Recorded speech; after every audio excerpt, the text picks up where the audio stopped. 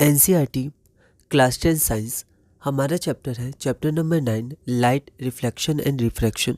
उसमें हम लोग क्लास नंबर 2 शुरू करते हैं। क्वेश्चन नंबर 13 है, what is focus of a spherical mirror, represent the focus with the help of a diagram in case of पहला कनकेव मिरर, दूसरा कन्वेक्स मिरर। तो फोकस होता क्या है, तो सबसे पहले हम लोग कनकेव मिरर के बारे में देखेंगे। तो number of rays parallel to the principal axis falling on a spherical mirror. यहाँ पर स्फेरिकल मिरर हमारा कनकेव मिरर है, तो हम लोग यहीं पर कनकेव वर्ड का यूज़ कर सकते हैं।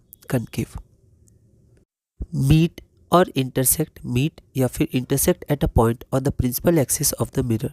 This point is called the principal focus और फोकस, जिसे हम लोग कैपिटल एफ से रिप्रेजेंट करते हैं, ऑफ द स्फेरिकल मिरर। ये कनकेव मिरर का फोकस हो गया। हम लोग यहाँ पर देखते हैं, मान लेते हैं ये हमारे पास एक कनकेव मिरर Mn है, P हमारा पोल है, C सेंटर ऑफ कर्वेचर है, और ये जो लाइन ज्वाइन कर रही है वो प्रिंसिपल एक्सिस है।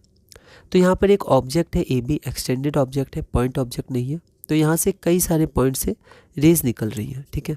तो ये पैरेलल होती है इन्फिनिटी, बहुत दूर अगर कोई ऑब्जेक्ट रहता है तो यहाँ से ये टकरा के रिफ्लेक्ट कर रही है, ये टकरा के रिफ्लेक्ट कर रही है, ठीक है। तो हम लोग देखेंगे ये सब एक ही पॉइंट से गुजर रही है, और ये पॉइंट, इसी पॉइंट को हम लोग क्या कहते हैं, फोकस कहते हैं।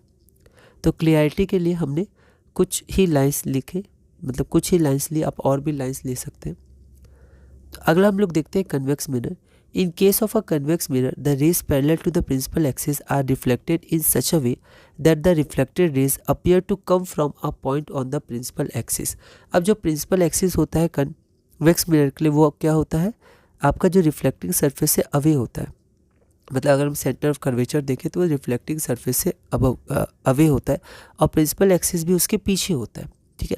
जो रेज आएगी वो ऐसे नहीं जाएगी, वो क्या करेगी, रिफ्लेक्टिंग है तो पीछे तो आ नहीं सकती, तो ये इधर ही चली जाएंगी। लेकिन वो उसको हम लोग एक्सटेंड करेंगे तो ऐसा लगता है वो रिफ्लेक्टेड रेज किसी एक पॉइंट से आ रही है, उस पॉइंट को हम लोग क्या कहते हैं, फोकस कहते हैं।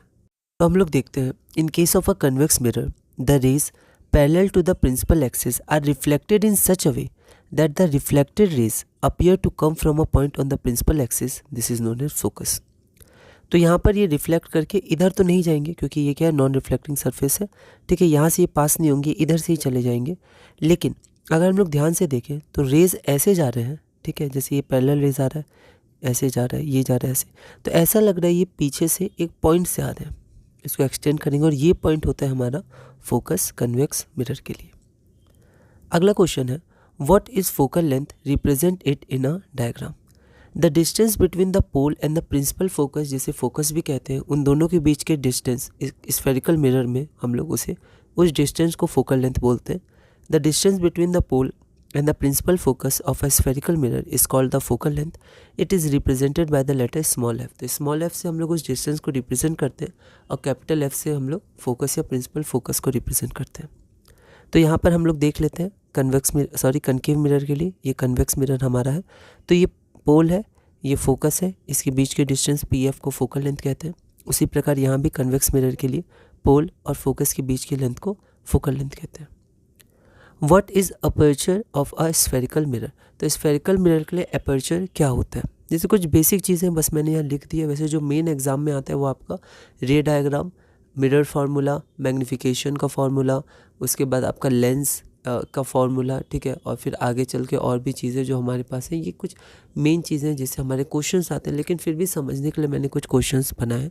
एनसीईआरटी की एक एक लाइन आप पढ़िएगा, हो सकता है सब चीज़ समझ में आए नहीं, कोई दिक्कत नहीं है।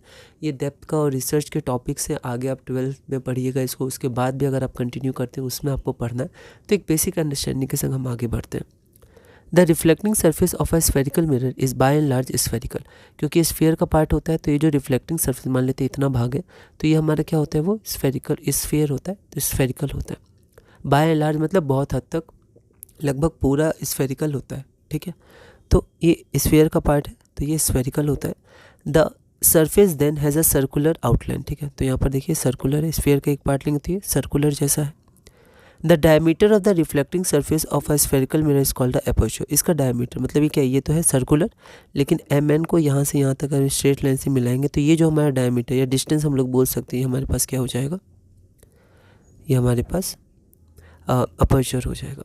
Distance Mn represent the aperture, इतना काफ़ी है अपर्चर के लिए, ठीक है, ये हमारा अपर्चर हो गया। आगे बढ़ते हैं। We shall consider our discussion only We shall consider in our discussion only such spherical mirrors whose aperture is much smaller than the radius of curvature. तो उनका जो aperture होता है वो बहुत ही छोटा होता है radius of curvature के लिए, तो इसको बस हम पढ़ के आगे बढ़ सकते हैं अभी. What is the relation between the focal length f and the radius of curvature r for spherical mirrors of small aperture? ठीक है. तो for spherical mirrors of small aperture, the radius of curvature is found to be equal to twice the focal length. तो radius of curvature is equal to 2 times focal length for small mirror के curvature के लिए, मतलब aperture के लिए. ठीक है, spherical mirrors with small apertures. तो हम लोग डायरेक्ट ये फॉर्मूला यूज़ कर सकते हैं क्योंकि हम लोग कंसिडर इस चैप्टर में वही कर रहे हैं मिरर जिनका aperture स्मॉल है. R is equal to 2f. इसका मतलब क्या हो गया? This implies that the principal focus of a spherical mirror lies midway between the pole and the center of curvature. ऐसा क्यों? ऐसा इसलिए क्योंकि पोल और सेंटर ऑफ कर्वेचर P और C, ये आपका पूरा क्या हो गया? रेडियस ऑफ कर्वेचर R हो गया, कैपिटल R, और उसके बीच में क्या है? फोकल लेंथ, मतलब 2f है, तो बीचों बीच आपका f आएगा, कैपिटल F. तो ये आपका क्या हो जाएगा? Focal length PF is equal to FC या CF. तो हम कह सकते हैं कि जो फोकस है स्फेरिकल मिरर का, that lies midway between the pole and the centre of curvature. तो इसी के साथ हमारी क्लास नंबर 2 पूरी हो गई. क्लास नंबर 3 हमारा इंपॉर्टेंट है, इसमें हम लोग image formation by spherical mirrors में आगे बढ़ेंगे. पहले हम लोग देखेंगे कि हमें अगर इमेज बनाना है ऑब्जेक्ट का, तो हमें कम से कम 2 रेज चाहिए, तो कैसे इंटरसेक्ट करेंगे और कौन सी 2 रेज हम लोग ले सकते हैं, उसके बारे में हम लोग थोड़ी सी थ्योरी पढ़ेंगे और उसके बाद धीरे धीरे हम लोग आगे बढ़ेंगे. तो इस वीडियो में हमने क्लास नंबर 2 पूरा किया और क्वेश्चन नंबर 16 तक किया. अगली वीडियो में हम लोग क्लास नंबर 3 शुरू करेंगे और धीरे धीरे अपने class 10 science chapter 9 light reflection and refraction में आगे बढ़ेंगे.